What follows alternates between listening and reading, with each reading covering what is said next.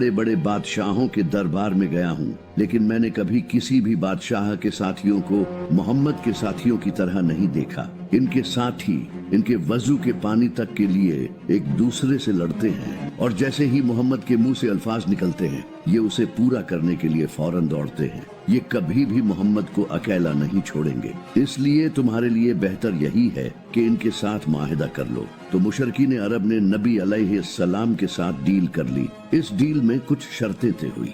पहली शर्त यह कि अगर कोई शख्स मक्का छोड़कर मदीना जाएगा तो उसे वापस करना होगा, लेकिन अगर कोई शख्स मदीना छोड़कर मक्का आएगा तो उसे वापस नहीं किया जाएगा। और मुसलमान इस साल नहीं बल्कि अगले साल से उम्रा कर सकते हैं, और 10 साल के लिए अब कोई जंग नहीं होगी। इस डील में सारी शर्तें मुशरिकीन के हक में थी और मुसलमानों के हक में कोई शर्त भी नहीं थी। इसी वजह से नबी अलैहिस्सलाम के सहाबा ने ये डील करने से आपको रोका, लेकिन नबी अलैहिस्सलाम ने फिर भी ये डील कर ली। लेकिन कमाल ये हुआ कि जिस शख्स ने ये मुआहिदा लिखा था, इसका अपना बेटा नबी अलैहिस्सलाम के पास इस्लाम कबूल करके आ गया और आपसे कहा कि मुझे इन काफिरों के पास मत भेजें। नबी अलैहिस्सलाम ने बहुत कोशिश की, लेकिन मुआहिदा हो चुका था। इसी वजह से उसे वापस भेजना पड़ा। लेकिन कुछ टाइम बाद एक शख्स मदीना आया जिसका नाम अबू बसीर था, लेकिन नबी अलैहिस्सलाम ने मुआहिदे के तहत इसे भी वापस भेज दिया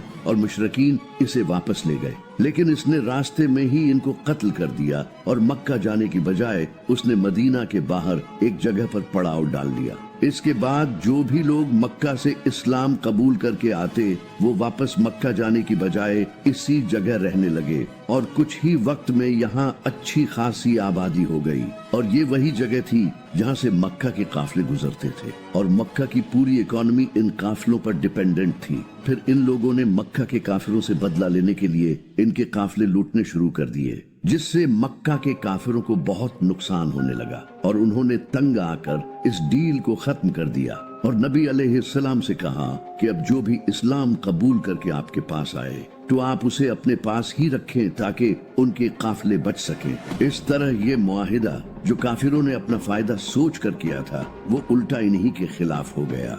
सुलह हुदैबिया के बाद अब मुसलमानों का अगला टारगेट खैबर था। ये यहूदियों का बहुत बड़ा और अमीर किला था। खैबर के यहूदियों ने कुरैश और मुसलमानों के दूसरे दुश्मनों को कई बार सपोर्ट किया था, और इनके कुरैश के साथ भी बड़े अच्छे रिलेशंस थे, इसलिए इनको हराना बहुत जरूरी था। तो नबी अलैहिस्सलाम 1600 मुसलमानों के साथ खैबर पहुंच गए, लेकिन यहूदियों को कुछ मुनाफिकों ने ये खबर पहले ही दे दी थी। वैसे भी यहूदियों को लगता था कि वो ये जंग आसानी से जीत जाएंगे, क्योंकि इनकी तैयारी पूरी थी और इनके पास एक जंगजू था जिसका नाम मरहब था। मरहब पूरे अरब में मशहूर था और इसके लेवल का कोई भी जंगजू पूरे अरब में नहीं था। नबी अलैहिस्सलाम ने कई सहाबा को ये किला फतह करने भेजा, लेकिन किसी से ये किला फतह नहीं हुआ। फिर नबी अलैहिस्सलाम ने फरमाया कि कल मैं ये झंडा उस इंसान के हाथ में दूंगा जो अल्लाह और उसके रसूल से मोहब्बत करता है, और अल्लाह और उसका रसूल भी उससे मोहब्बत करते हैं। सारे सहाबी इस उम्मीद में थे कि ये झंडा उन्हें मिले, यहाँ तक कि हजरत उमर को तो उस रात नींद भी नहीं आई। लेकिन अगले ही दिन नबी अलैहिस्सलाम ने फरमाया, अली को बुलाओ। इमाम अली अलैहिस्सलाम की आंखें दर्द में थी। नबी अलैहिस्सलाम ने अपना लुआब इनकी आंखों में लगाया और इनके लिए दुआ की। इमाम अली अलैहिस्सलाम ने फरमाया कि मैं आखिरी दम तक लड़ूंगा। तो नबी अलैहिस्सलाम ने फरमाया, अली पहले इन्हें इस्लाम की दावत देना। अगर कोई एक इंसान भी इस्लाम ले आया तो ये तुम्हारे लिए सुर्ख ऊंटों से बेहतर होगा। इमाम अली अलैहिस्सलाम आगे बढ़े और सामने मरहब खड़ा था। इसने कहा कि मेरा नाम मरहब है और कोई ऐसा इंसान नहीं जो मेरा मुकाबला कर सके। तो इमाम अली अलैहिस्सलाम ने फरमाया, मेरी माँ ने मेरा नाम हैदर रखा और मैं शेर की तरह हमला करता हूँ। ये सुनकर मरहब आगे बढ़ा तो इमाम अली ने एक ही वार किया और इसके जिस्म के 2 टुकड़े हो गए। ये देखकर सारे यहूदी कांपने लगे। फिर इमाम अली अलैहिस्सलाम आगे बढ़े और खैबर के 900 किलो के दरवाजे को उखाड़ कर फेंक दिया। इसके बाद मुसलमानों ने हमला किया और खैबर फतह कर लिया। खैबर की जंग के बाद नबी अलैहिस्सलाम ने अपना एक रिप्रेजेंटेटिव बसरा के गवर्नर की तरफ भेजा ताकि इन्हें इस्लाम की दावत दे सकें, लेकिन उन्होंने न सिर्फ दावत कबूल करने से इनकार किया बल्कि इस सहाबी को कत्ल कर दिया जो कि जंग का ऐलान था। تو نبی علیہ السلام نے 3000 کا لشکر تیار کیا رومن امپائر سے جنگ کرنے کے لیے۔ نبی علیہ السلام نے اس فوج کا سردار زید بن حارثہ کو بنایا اور فرمایا اگر یہ شہید ہو جائیں تو تمہارا اگلا سردار امام علی کے بھائی جعفر بن ابی طالب ہوں گے، لیکن اگر یہ بھی شہید ہو جائیں تو تمہارا اگلا سردار عبداللہ بن رواحہ ہوگا۔ اس کے بعد مسلمان رومن امپائر کے خلاف جنگ کرنے نکل پڑے۔ جیسے ہی مسلمان موتا کے پہاڑوں پر پہنچے تو سامنے 1,00,000 فوج ان کا انتظار کر رہی تھی، کہاں 3000 اور کہاں 1,00,000، لیکن مسلمانوں نے پھر بھی ان پر حملہ کیا۔ یہ جنگ موتا کے پہاڑوں کے درمیان لڑی جا رہی تھی، اسی وجہ سے اسے جنگ موتا کہا جاتا ہے۔ اس جنگ میں مسلمانوں کی فوج کے ایک کے بعد ایک لیڈرز شہید ہونے لگے، پہلے زید بن حارثہ، پھر جعفر بن ابی طالب اور اس کے بعد عبداللہ بن رواحہ۔ اور نبی علیہ السلام ان سے میلوں دور مدینہ میں بیٹھے صحابہ کو یہ سب بتا رہے تھے۔ نبی پاک علیہ السلام نے فرمایا زید نے جھنڈا لیا اور مارا گیا، پھر جعفر نے جھنڈا لیا اور مارا گیا، پھر ابن رواحہ نے جھنڈا لیا اور مارا گیا۔ جب نبی علیہ السلام لوگوں سے یہ کہہ رہے تھے تو آپ کی آنکھوں سے آنسو جاری تھے، اور ایگزیکٹلی ایسا ہی ہوا۔ مسلمانوں نے ان تینوں لیڈرز کی شہادت کے بعد اپنا اگلا لیڈر خالد بن ولید کو چنا۔ خالد بن ولید نے ایک اسٹریٹجی یوز کی، انہوں نے مسلمان فوج کو ری آرگنائز کر کے آہستہ سے پیچھے ہٹنے کو کہا، جس سے رومن امپائر کو لگا کہ یہ مسلمانوں کا کوئی ٹریپ ہے، اور وہ جنگ چھوڑ کر واپس چلے گئے، اور اس طرح مسلمان سیفلی مدینہ پہنچ گئے۔ جنگ موتا کے بعد قریش کے ایک ساتھی قبیلے بنو بکر نے مسلمانوں کے ساتھی قبیلے بنو خزاع کو قتل کر دیا، جس سے مسلمانوں اور مکہ والوں کے درمیان ہونے والی ڈیل صلح حدیبیہ ٹوٹ گئی۔ اس معاہدے میں یہ لکھا تھا کہ مکہ والے اور مسلمان 10 سال کے لیے کوئی جنگ نہیں کریں گے، لیکن اس قتل کے بعد اب یہ مسلمانوں کے خلاف اعلان جنگ تھا۔ تو نبی علیہ السلام نے مکہ سے جنگ کرنے کے لیے 10,000 کا لشکر سیکریٹلی تیار کرنا شروع کر دیا، لیکن ایک انسان نے مکہ والوں کو اس کی خبر دینے کے لیے ایک عورت کے ہاتھ خط بھیجا، جس کی اللہ نے نبی علیہ السلام کو خبر دے دی، اور نبی علیہ السلام نے امام علی علیہ السلام کو بھیجا۔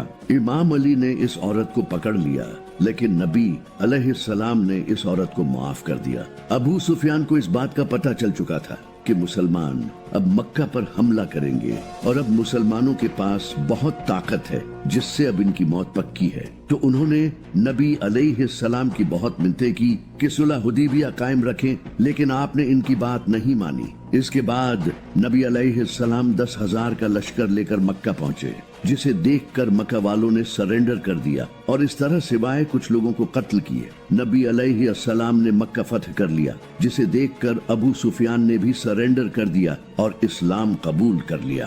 نبی علیہ السلام نے بھی مکہ کے لوگوں کو معاف کر دیا۔ فتح مکہ کے بعد ابھی بھی عرب کے کچھ قبیلے ایسے تھے جنہیں مسلمانوں کی اس بڑھتی ہوئی طاقت سے ڈر لگنے لگا، جو کہ طائف کے حوازن اور ثقیف قبیلے تھے۔ تو انہوں نے مسلمانوں کے خلاف حملہ کرنے کا فیصلہ کیا۔ تو نبی علیہ السلام 12,000 کا لشکر لے کر ان کے خلاف جنگ کرنے طائف نکل پڑے۔ طائف میں حنین نامی پہاڑوں کے درمیان مسلمانوں کا سامنا یہودیوں سے ہوا، اسی وجہ سے اسے جنگ حنین کہا جاتا ہے۔ اس جنگ میں کچھ مسلمانوں کے منہ سے کچھ جملے نکلے۔ ان مسلمانوں نے کہا کہ بدر میں ہم صرف 313 تھے، اور آج ہم 12,000 ہیں، جس کے مقابلے میں کافر تو ہم سے بہت کم ہیں۔ یہ جنگ تو ہم آرام سے جیت جائیں گے۔ جیسے ہی ان کے پاس طاقت آئی تو یہ اللہ کو ہی بھول گئے، اللہ کو ان کا غرور پسند نہیں آیا۔ اس کے بعد جب جنگ شروع ہوئی تو کافروں نے ایسا حملہ کیا کہ مسلمان جھیل نہیں پائے، تو سارے مسلمان واپس بھاگنے لگے۔ صرف 80 لوگ نبی علیہ السلام کے ساتھ باقی رہے، اور نبی علیہ السلام اکیلے کافروں کی طرف بڑھے اور کہا بے شک میں نبی ہوں، اس میں کوئی شک نہیں، اور ابو طالب کا بیٹا ہوں۔ اور پھر آپ نے اپنے ہاتھ سے مٹی اٹھائی اور کافروں کی طرف پھینکی، اور اس طرح سارے کافر اندھے ہو گئے، جس سے مسلمان یہ جنگ جیت گئے۔ اس جنگ سے مسلمانوں کو بہت مال غنیمت ملا۔ जंग मूता के बाद जब खालिद बिन वलीद रजी अल्लाह ताला अन्हा मुसलमानों को सेफली मदीना ले आए तो इस बार नबी अलैहिस्सलाम ने रोमन एम्पायर के खिलाफ दोबारा जंग करने का फैसला किया और कुरान में इस जंग से रिलेटेड साफ तौर पर फतवा आ गया था कि जो मुसलमान इस जंग में शामिल न हुआ वो मुनाफिक डिक्लेयर हो जाएगा। ये मुसलमानों पर अब तक की सबसे बड़ी आजमाइश थी क्योंकि इस वक्त मदीना में खजूर की फसल तैयार हो चुकी थी और इसी वक्त मुसलमानों को जंग पर जाना था जिससे इनकी फसल जाये हो जाती और जंग भी उस वक्त की सबसे पावरफुल फौज रोमन एम्पायर से थी जहां 1 लाख फौज इनके इंतजार में बैठी थी जबकि मुसलमान सिर्फ 30,000 थे। और ये जो तबूक तक का सफर था ये भी बहुत ही डिफिकल्ट सफर था। ये बहुत ही लंबा रास्ता था जबकि कुछ मुसलमानों के पाँव में जूते भी नहीं थे।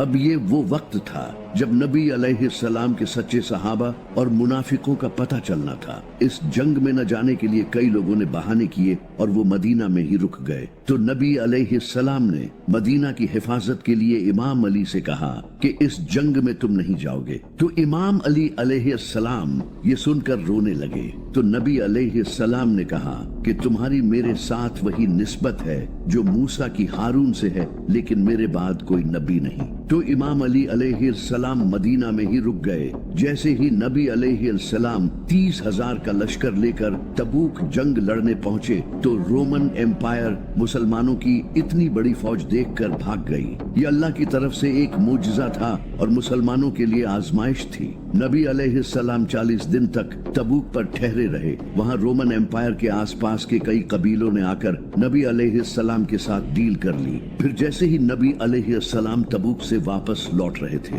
तो 14 ऐसे मुनाफिक थे जो सिर्फ इसलिए आए थे ताकि वो नबी